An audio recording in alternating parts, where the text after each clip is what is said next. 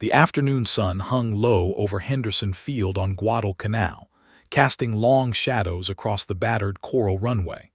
Lieutenant Commander William Gies stood beside the newly arrived fighter aircraft, his hand resting on the fuselage of a machine that would soon become legend.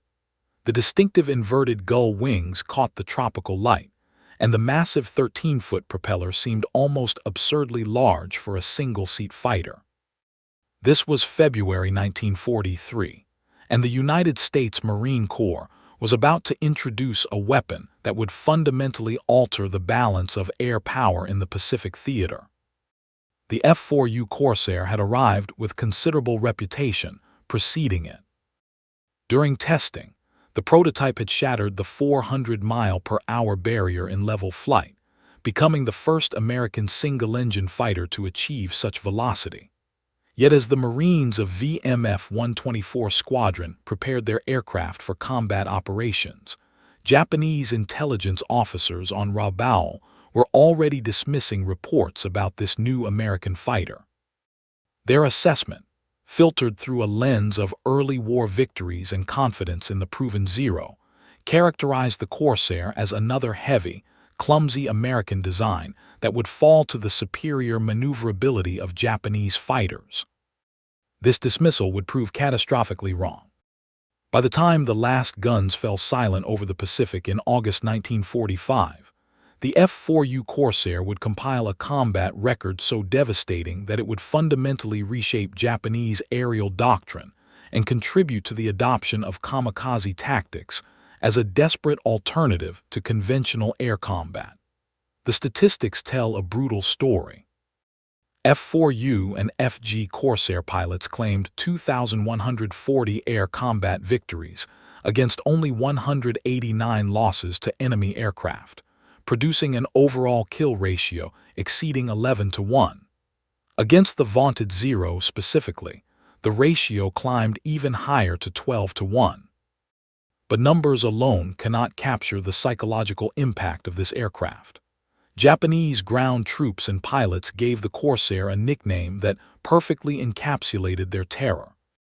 They called it Whistling Death, for the distinctive high-pitched scream produced as air rushed through the wing root oil coolers and intake ducts during high-speed dives.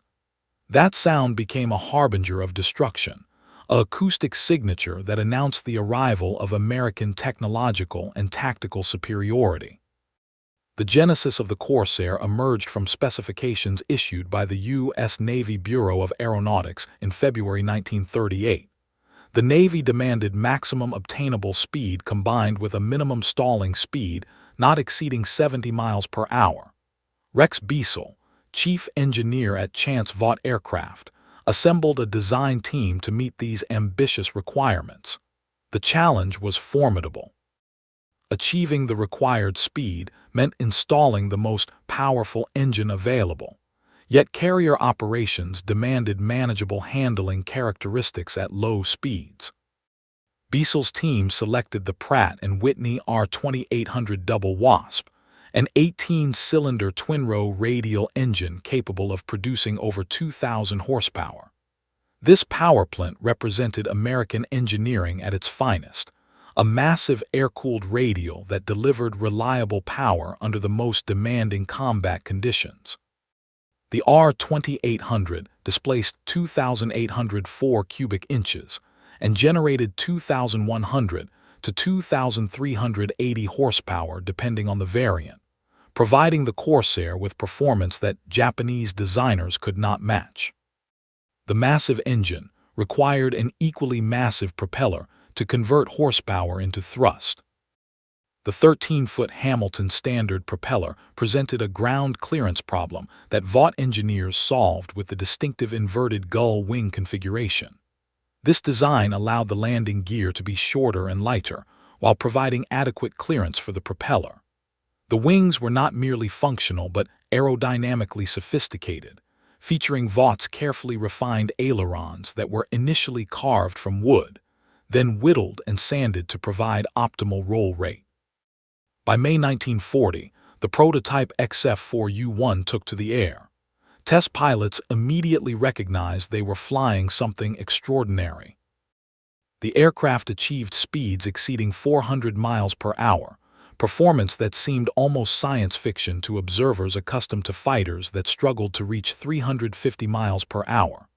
On March 3, 1941, the Navy issued a letter of intent, and on June 30, 1941, Vought received a production contract for 584 aircraft designated F4U and christened Corsair. Yet the path from prototype to combat effectiveness was fraught with challenges that nearly derailed the entire program. The Corsair's exceptional performance came with handling characteristics that proved deadly in the landing pattern. The long nose created abysmal forward visibility during the critical final approach phase. Pilots approaching carrier decks found themselves essentially flying blind at the worst possible moment. The stiff landing gear caused the aircraft to bounce violently upon touchdown, and an aerodynamic quirk caused one wing to stall before the other during the slow-speed flight regime required for carrier approaches. These problems earned the Corsair the grim nickname Ensign Eliminator among Navy pilots. Several fatal accidents during carrier qualification attempts convinced Navy leadership to restrict the type to land-based operations. This decision profoundly shaped the early combat history of the Corsair. Instead of Navy carrier squadrons, the Marine Corps became the priority recipient. Marines would operate the Corsair from land bases in the island-hopping campaign across the Pacific, while Navy squadrons continued flying the more forgiving F-6F Hellcat from carrier decks. VMF 124, the first Marine squadron to receive Corsairs, began working up with the new fighters in December 1942. The squadron deployed to the South Pacific in early 1943, establishing operations at Henderson Field on Guadalcanal. The island had been secured at tremendous cost months earlier, and Henderson Field served as the forward operating base for Marine aviation, supporting the Allied advance up the Solomon Islands chain toward the major Japanese base at Rabaul. On February 13, 1943, the Corsair flew its first combat mission. The results were inauspicious. The following day, February 14, 1943, VMF 124 launched an escort mission for Army Air Force's B-24 Liberators attacking Bougainville. Approximately 50 Japanese fighters, primarily Zeros from experienced units, intercepted the strike package. The ensuing combat, later termed the St. Valentine's Day Massacre, resulted in the loss of 10 Allied aircraft including 2 Corsairs against minimal Japanese losses. This engagement seemed to validate Japanese assessments of the Corsair as merely another heavy American fighter vulnerable to the proven tactics that had devastated Allied air forces earlier in the war.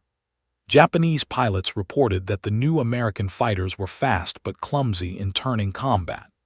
Their reports emphasized successful interceptions and confirmed the superiority of close-in maneuvering combat where Zero agility dominated. But American pilots were learning. The survivors of that Valentine's Day engagement returned with crucial intelligence. The Corsairs had demonstrated the ability to outclimb the Zeros, reaching altitudes where the Japanese fighters struggled to follow. When Corsairs executed high-speed slashing attacks and then zoom-climbed back to altitude, Zero pilots found themselves unable to pursue. The engagement revealed a fundamental truth. The Corsair should never fight on Zero terms. Lieutenant Kenneth Walsh, one of the early Corsair pilots and soon to become an ace, articulated the emerging doctrine. I learned quickly that altitude was paramount. Whoever had altitude dictated the terms of the battle, and there was nothing a Zero pilot could do to change that. We had him. The F4U could outperform the Zero in every aspect except slow speed maneuverability and slow speed rate of climb. Therefore, you avoided getting slow when combating a Zero. It took time, but eventually we developed tactics and employed them very effectively. This tactical revolution rested on the enormous performance advantages built into the Corsair. The maximum speed differential was staggering. The F4U achieved 395 miles per hour in level flight at 22,800 feet using military power, and later variants exceeded 446 miles per hour. The Zero, by comparison, topped out around 330 miles per hour at similar altitudes. This 66-mile-per-hour speed advantage meant Corsair pilots could engage or disengage at will. The climbing performance gap was equally decisive. The Corsair could reach 20,000 feet in 7 minutes with a climb rate of 2,890 feet per minute under normal power settings, increasing to 3,210 feet per minute with water injection emergency power. The Zero, while possessing respectable climb performance at lower altitudes, simply could not match these rates, especially above 15,000 feet, where the Corsair's supercharged engine maintained power while Japanese power plants gasped for air. Perhaps most terrifying for Japanese pilots was the Corsair's performance in a dive. The rugged construction and powerful engine allowed Corsair pilots to routinely exceed 500 miles per hour in vertical dives while maintaining complete control. The Zero, built light to maximize maneuverability, experienced control surface flutter at 360 miles per hour and faced structural failure above 410 miles per hour. This meant once a Corsair initiated a diving attack, no Zero pilot could follow, and attempts to do so risked the aircraft disintegrating. The firepower differential was equally lopsided. The Corsair mounted 6 Browning M2 .50 caliber machine guns with 400 rounds per gun in early variants and 2,400 total rounds in later versions. These weapons delivered a combined weight of fire exceeding 67 pounds per second at a range where the heavy .50 caliber rounds retained lethal energy. The Zero carried 2 7 machine guns and 2 20 cannons delivering about 13 pounds per second, and the 20 cannons held only 60 rounds per gun, providing approximately 7 seconds of firing time. But raw firepower statistics understated the true advantage. The Corsair's armor protection and self-sealing fuel tanks allowed it to absorb tremendous damage and continue fighting. Zero pilots discovered that scoring hits on a Corsair often produced no visible effect as bullets ricocheted off armor plate or passed through non-critical areas. Meanwhile, a single well-placed burst from a Corsair's 6 guns literally shredded the unarmored Zero. Japanese pilots who survived encounters described Corsairs as nearly indestructible monsters that seemed immune to their weapons. As spring 1943 progressed into summer, Marine Corsair squadrons proliferated across the Solomon Islands. VMF 124's initial combat record began to reflect the effectiveness of the new tactics. By the time the squadron rotated out of combat, it had claimed 68 victories against only 4 losses in air-to-air combat. This staggering 17-to-1 kill ratio demonstrated what properly employed Corsairs could achieve. The tactical doctrine solidified into a lethal system. Corsair formations patrolled at 20,000 to 25,000 feet, altitudes where Japanese fighters struggled to operate effectively. When targets appeared below, the Americans rolled into steep dives, accelerating to speeds approaching 450 miles per hour. The diving attack lasted only seconds, Corsair pilots firing carefully aimed bursts before blasting through the Japanese formation. Then came the zoom climb, the powerful R-2800 engine converting excess speed into altitude as the Corsairs rocketed back to their perch, completely immune to pursuit. Japanese fighter pilots found themselves trapped in an impossible tactical situation. If they remained at lower altitudes where their Zeros maneuvered best, Corsairs dove on them with impunity. If they climbed to meet the Americans, they entered an altitude regime where their aircraft handled poorly, and Corsairs could simply extend away using superior speed. Close-in turning combat, the arena where Japanese fighters excelled, became irrelevant because Corsair pilots refused to engage on those terms. One of the most famous proponents of the Corsair was Major Gregory Pappy Boyington, commander of VMF-214, the legendary Black Sheep Squadron. Boyington had previously flown with the American Volunteer Group in China and possessed extensive experience against Japanese fighters. He understood Zero capabilities intimately and crafted tactics to exploit Corsair strengths while avoiding Japanese advantages. Under his leadership, VMF-214 became one of the most effective fighter squadrons in the Pacific.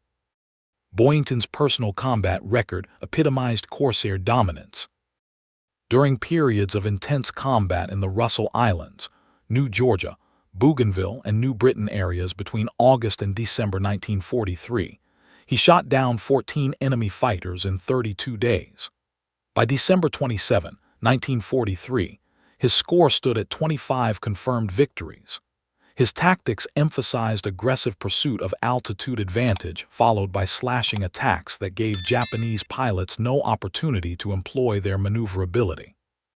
The psychological impact on Japanese pilots was devastating. Veterans who had dominated Allied fighters early in the war now found themselves hunted. The distinctive whistle of a diving Corsair became associated with sudden, violent death. Japanese pilots reported that the sound induced panic in inexperienced flyers, who would break formation and attempt to escape rather than maintaining cohesion. This panic reaction played directly into American hands, as isolated Japanese fighters became easy prey for hunting Corsairs. The advance up the Solomon Islands chain placed increasing pressure on the major Japanese base at Rabaul on New Britain. By late 1943, Marine and Navy air forces were conducting sustained offensive operations against this fortress, and Corsairs bore much of the burden. The aerial combats over Rabaul during this period featured some of the most intense air fighting of the Pacific War. Japanese commanders threw everything available into the defense, including their best remaining pilots flying improved Zero variants and newer fighter types. Yet even improved Japanese aircraft could not overcome the fundamental performance advantages built into the Corsair. The Kawanishi N1 K2J Shiden, codenamed George by Allied intelligence, represented perhaps the best Japanese fighter of the war. It could match a Corsair in certain performance parameters and featured heavy armament. However, only 1,500 examples were produced compared to more than 10,000 Corsairs built for Marine and Navy service. The United States simply overwhelmed Japanese defenders with numbers, training, and logistics that Japanese industry could not match. By February 1944, Japanese fighter units evacuated Rabaul. The base remained in Japanese hands, but Allied air supremacy was so complete that the garrison was effectively neutralized. Corsairs had played the decisive role in achieving this result. The Zero, which had terrorized Allied aviators in 1942, now existed as a secondary consideration.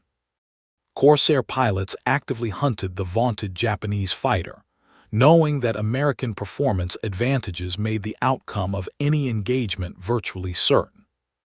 Meanwhile, engineers continued refining the Corsair. Early concerns about carrier suitability were being addressed. Interestingly, the Royal Navy, operating Corsairs from British carriers, developed solutions to the landing problems that had initially grounded the type aboard American carriers. British pilots, experienced in landing the challenging Supermarine Seafire with its similarly obstructed forward view, adapted their techniques to the Corsair. They maintained power throughout the approach, flying a curved pattern that kept the landing deck in sight, then cutting power only at the last moment. British engineers also identified and fixed the wing stall issue by riveting a simple wedge to the leading edge of the starboard wing. This small modification equalized the stall characteristics and eliminated the dangerous snap roll tendency that had killed several pilots. When these solutions were adopted by the U.S. Navy, the Corsair finally received approval for carrier operations in late 1944. On December 28, 1944, Marine squadrons VMF-124 and VMF-213 deployed aboard the USS Essex, marking the first sustained American carrier operations with Corsairs. On January 3, 1945, these units participated in strikes against Okinawa. The Corsair's ability to operate from carriers dramatically expanded its operational flexibility, allowing rapid concentration of air power wherever needed. The Okinawa Campaign, lasting from April through June 1945, demonstrated the full maturity of Corsair operations. Marine and Navy Corsairs flew from escort carriers and captured airfields, establishing complete air supremacy over the last major Japanese base outside the home islands. Japanese defenders threw waves of kamikaze attacks at the invasion fleet, and Corsairs bore primary responsibility for intercepting these suicide aircraft. The statistics from Okinawa are staggering. Corsairs flew more than 15,000 combat sorties during the campaign. They claimed over 500 aerial victories, the vast majority against kamikaze aircraft attempting to reach American ships. The kill ratio remained astronomical even as the nature of combat shifted from dogfighting to intercepting determined suicide attackers.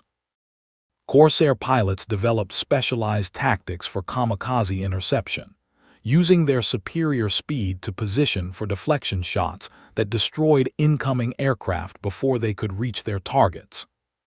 Throughout the Pacific War, the Corsair's versatility extended beyond air superiority.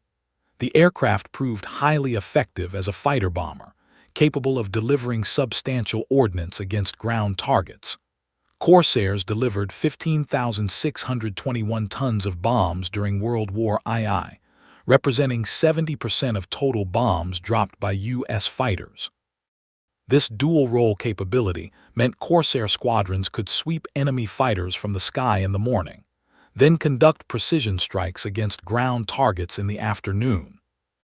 The final accounting of Corsair performance reveals the scale of American technological and industrial dominance.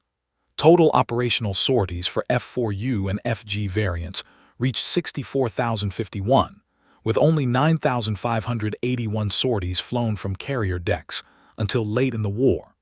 The 2,140 air combat victories against 189 losses to enemy aircraft produced the 11:3-1 overall kill ratio. Against the Zero specifically, the ratio climbed to 12-1. The Corsair achieved the lowest loss rate of any fighter in the Pacific War. These numbers represented more than statistical superiority. They reflected systematic American advantages across every dimension of air combat. The Pratt and Whitney R-2800 engine embodied American engineering excellence, delivering reliable power under conditions that destroyed lesser power plants. The mass production techniques that delivered more than 12,571 Corsairs in 16 separate variants between 1942 and 1953 demonstrated industrial capacity that Japanese industry could never match. The training pipeline producing Corsair pilots represented another critical advantage. By 1943, American pilot training had been systematized and expanded to produce thousands of aviators annually.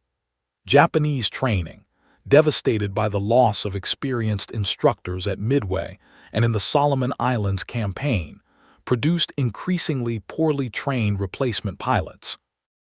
These inexperienced Japanese aviators faced not only superior American aircraft, but also increasingly skilled American pilots operating under tactical doctrines, specifically designed to maximize technological advantages.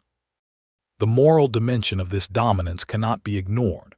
Corsair pilots knew they flew the best fighter in the Pacific. This confidence translated into aggressive tactics and willingness to engage against any odds. Japanese pilots, increasingly aware that encounters with Corsairs meant probable death, fought with the desperation of men who understood they were overmatched. The psychological collapse of Japanese fighter aviation contributed directly to the adoption of kamikaze tactics. If conventional air combat was a losing proposition, perhaps suicide attacks offered better odds of damaging the enemy. The nickname, Whistling Death, perfectly captured this psychological dimension.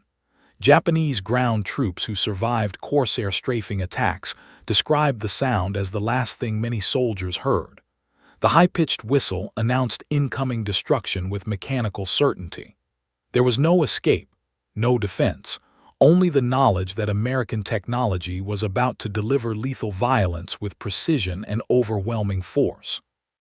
For American forces, that same sound represented something entirely different. It was the sound of aerial superiority, the acoustic signature of technological dominance, the reassurance that American engineering and industrial might had produced a weapon that could not be defeated by any opponent. When Marines on contested islands heard that whistle overhead, they knew Corsairs were hunting, and Japanese aircraft would soon be falling from the sky in flames. The production run of the Corsair extended far beyond World War II. The aircraft served with distinction in Korea, where Marine Captain Jesse Falmer became the first Corsair pilot to destroy a MiG-15 jet fighter, a remarkable achievement for a piston-engine aircraft against jet opposition. Production finally ended in 1953 with the last deliveries to French forces, making the Corsair's production span from 1941 to 1953 the longest of any American piston-engine fighter. This longevity testified to the fundamental soundness of Rex Beasel's original design. The Corsair had been conceived to achieve maximum speed with acceptable landing characteristics. It accomplished both goals and, in the process, became one of the most effective fighting machines of World War II. The distinctive inverted gull wings, initially a compromise to provide propeller clearance, became an instantly recognizable silhouette that struck fear into Japanese hearts and reassurance into American ones. The early Japanese dismissal of the Corsair, as Clumsy, proved catastrophically wrong. Yes, the aircraft had initially struggled with carrier landings. Yes, it required skilled pilots to extract maximum performance.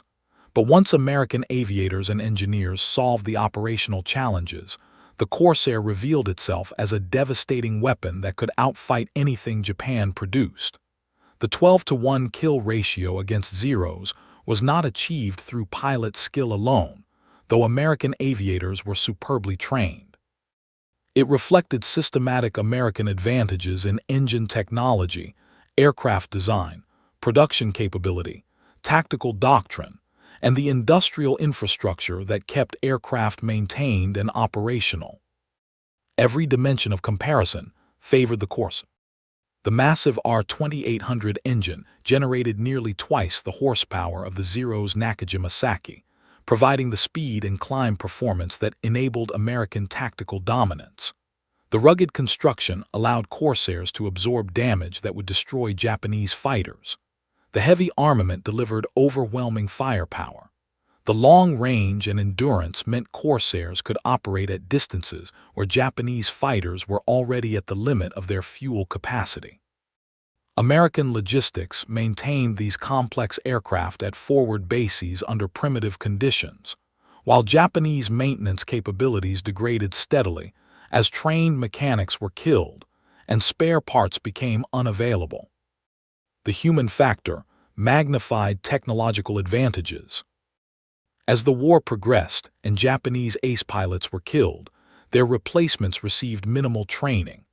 By 1944, Japanese pilots often reached combat units with less than 100 hours of flight time. American pilots arrived at combat squadrons with 300 to 400 hours and extensive gunnery training. When these well-trained Americans flew aircraft with 66-mile-per-hour speed advantages and climb rates 1,000 feet per minute faster than their opponents, the outcome of aerial combat became almost predetermined. The final operational statistics of the Corsair in World War II stand as irrefutable proof of American technological, industrial, and tactical superiority in this critical episode of the Pacific War. The 64,051 sorties represented sustained operational capability that Japanese forces could not match. The 15,621 tons of bombs delivered made the Corsair the primary fighter bomber of the Pacific, demonstrating versatility that purely interceptor-focused Japanese designs lacked. The 2,140 aerial victories destroyed Japanese air power as an effective force, enabling the island-hopping campaign that brought American forces to Japan's doorstep. Against this American juggernaut of technology and production, Japanese dismissals of the Corsair as clumsy rang hollow. The aircraft they initially derided proceeded to systematically destroy their best fighters and their most experienced pilots. The Zero, which had dominated Pacific skies in 1942, became prey by 1944. The newer Japanese fighters introduced later in the war offered modest improvements, but could not overcome the fundamental performance advantages built into the Corsair or the numerical superiority resulting from American industrial capacity. The Corsair was not merely an excellent fighter aircraft. It was the physical manifestation of American industrial and technological superiority, a weapon so effective that it fundamentally altered the tactical and strategic situation in the Pacific theater. Its development from a problematic prototype into the most effective fighter of the Pacific War demonstrated American capacity to identify problems, engineer solutions, and deploy weapons at scale. The Japanese dismissal of this aircraft as clumsy was perhaps the last great miscalculation of a war filled with Japanese strategic errors. The 12-to-1 kill ratio against Zero fighters stands as the numerical proof of that miscalculation, and the complete destruction of Japanese air power as the historical consequence.